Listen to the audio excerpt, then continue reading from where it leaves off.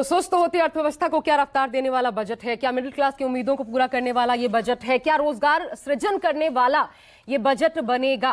कैसा है ये बजट, यही समझने की कोशिश आज हम कर रहे हैं। और खासकर मिडिल वर्ग, जब कहा जा रहा है कि छप्पर फाड़ बम्पर एक तरीके से फायदा देने की कोशिश हुई है, वो टैक्स छूट जो वो स्लैब बढ़ा करके 12 लाख तक की कमाई अगर होती है तो फिर नो टैक्स, क्या वाकई ऐसा है? मिडिल क्लास को क्या फायदा मिलेगा? आम आदमी की जेब में कितना पैसा, वो बचत जो है वो किस प्रकार की रहेगी और उससे आपको कितना संबल मिलेगा? हम ग्रामीण भारत की भी बात करेंगे।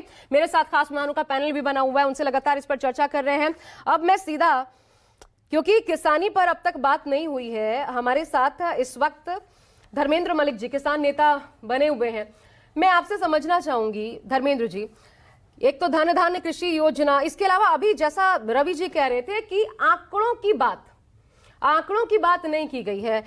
इसमें तिलहन, दालों, फलों, सब्जियों के उत्पादन पर विशेष ध्यान, बाकायदा ये वित्त मंत्री ने कहा अपने बजट भाषण में।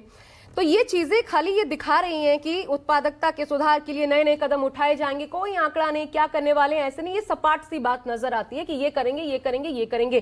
कितना पॉजिटिव इस बजट के बाद इम्पैक्ट आपको लगता है कि खेती किसानी पर आएगा हमारे किसान भाइयों के लिए? नहीं, देखिए जब खेती की बात हो रही थी तो मुश्किल से 2 मिनट भी चर्चा उस पर नहीं हुई, और इसमें 2 बात किसानी के लिए देखी कि कर रहे हैं और करेंगे। अभी हम 3 बजे के बाद 3:30 बजे के आसपास हैं, ये नहीं पता कि कृषि का एलोकेशन है कितना।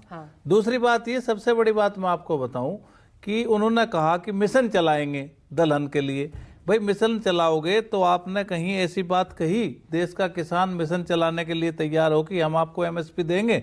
देश में दाल की कमी है, देश में जो है तेल की कमी है।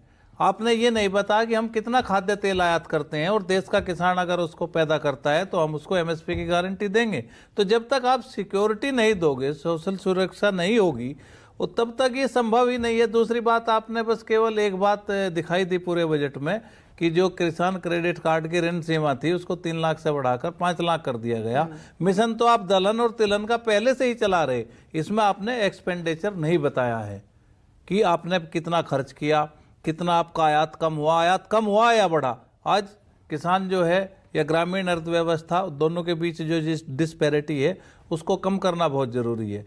आज गांव में जो है लोग, एक बात बताइए, इस देश में अगर एक चपड़ासी 1500 रुपये रोज कमाता है तो क्या एक मजदूर और किसान की मजदूरी 1000 रुपये नहीं होनी चाहिए?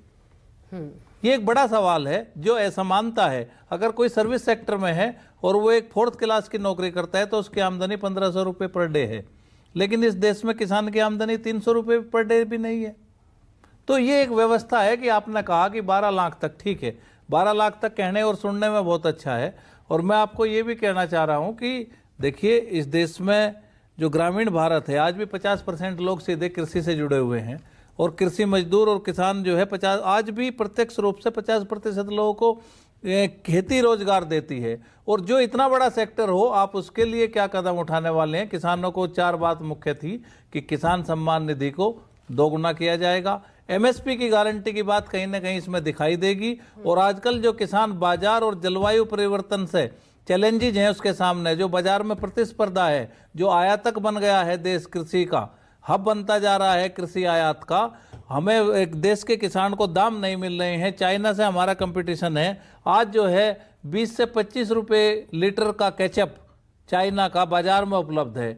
हम और 25 रुपये किलो अगर किसान टमाटर पैदा करके बेचता है तो वो भी उचित और लाभकारी मूल्य नहीं है। तो आज हम बाजार से कंपटीशन कैसे करेंगे? उम्मीदें क्या कर रहे थे कि क्या होना चाहिए था? चार बड़ी चिंताएं थी। एक चिंता ये थी कि इस बजट में कहीं ना कहीं, इतना पूरे देश में किसान उद्वेलित है, एमएसपी गारंटी की बात होगी कि जो सरकार तय करती है वो मिले।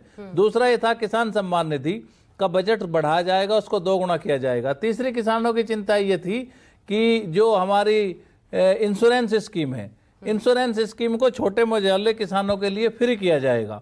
और एक ये था कि मनरेगा का बजट बढ़ा के उसको खेती से लिंक किया जाएगा। आज मजदूर नहीं मिलता खेती में, खेतीहर मजदूर की आमदनी बढ़ाने के लिए आपने क्या किया? बजट में कोई स्पष्टता नहीं है। किसान की आमदनी कैसे बढ़ेगी, कोई स्पष्टता नहीं है। खरीद की आपने कोई बात नहीं की, खरीद पे कितना बजट होगा, पीएम आशा में कितना बजट होगा? जो बजट आता है उसका मोटा मोटा 60-70% तो आप जो है 2-3 चीज पे खर्च कर देते हैं। किसान सम्मान निधि है, फसल बीमा योजना है, और आपका कुछ हो जाता है ये बैंक सेक्टर का। तो सारा मोटा मोटा बजट तो फिर कृषि मंत्रालय को चलाने में ही खर्च हो जाता है। तो देखिए, बजट एक रूटीन प्रक्रिया है, इससे मुझे नहीं लगता कि किसी भी सेक्टर का भला होने वाला है। और अगर इतना अच्छा बजट होता, 8% जो है मंत्री जी ने कहा है कि 8% की ग्रोथ की आवश्यकता है, लेकिन जिस तरह से दिखाई दे रहा, आप कहां पकड़ेंगे 8% में? कितने रोजगार पैदा करने आपको होंगे 8% लाने के लिए? उसके लिए क्या है? दूसरा, अभी एमएसएमई की बात हो रही थी कि उसकी क्रेडिट गारंटी जो है उसको बढ़ा दिया गया।